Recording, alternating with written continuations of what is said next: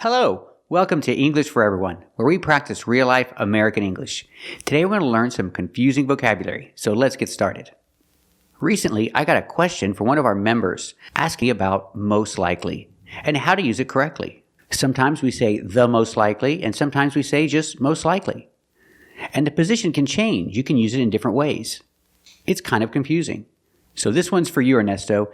Thanks for being a member and supporting our channel. Let's get started. First, what does most likely mean? It means the most probable. The idea is similar to probably, but it's used differently. First, let's talk about when you say the most likely. We use the most likely before a noun. Example, the most likely person, the most likely explanation. Use the before most likely if it's before a noun. Example, one student is absent from class today, and yesterday he was coughing. So what's the most likely explanation? The most likely explanation is that he's sick.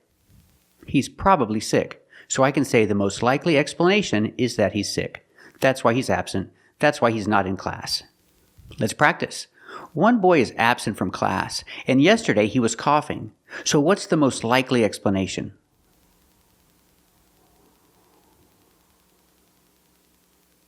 That's right. The most likely explanation is that he's sick. We can also use most likely before adjectives. For example, the house is abandoned. Abandoned is an adjective. So I can say the house is most likely abandoned. That means it's probably abandoned. In this example, most likely is interchangeable with probably. That doesn't always happen, but it happens here. The house is most likely abandoned, or the house is probably abandoned. Let's practice.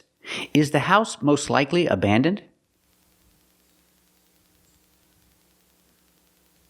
That's right, the house is most likely abandoned. We can also use most likely before the infinitive. That's to plus a verb. Example, who is most likely to win? Who is most likely to win the fight? In this case, because you have two people, you can say more. Who is more likely to win the fight? The man or the boy? The man is more likely to win the fight. So we see the difference. If you have two people, use more. If you have a lot of competitors, you would use the most. If you had many people competing, you would say who is the most likely to win. But because there are only two, we're going to use more. Who's more likely to win? The man is more likely to win. And what if I put a noun after most likely? The most likely person. Remember, if you have a noun after most likely, we use the. I can say who is the most likely person to win. But if I don't have the noun person, we cannot use the. Who is the most likely to win? Or in this case, because we only have two people, who is more likely to win? Who is more likely to win a fight? The man is more likely to win the fight. Let's practice. Who's more likely to win the fight? That's right, the man is more likely to win the fight. And we can put most likely between modals and verbs. For example, who will most likely quit the fight before it's over? The boy. The boy will most likely quit the fight before it's over. And we can move the position. We can put most likely at the beginning of the sentence too.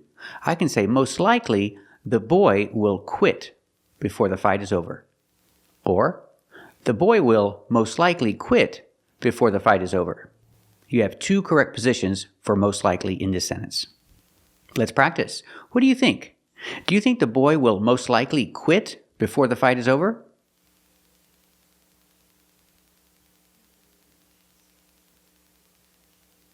That's right. I think the boy will most likely quit before the fight is over. Thank you for watching. And if you like this video, subscribe to our channel. And if you want to become a member, click the join button. And we'll see you next time.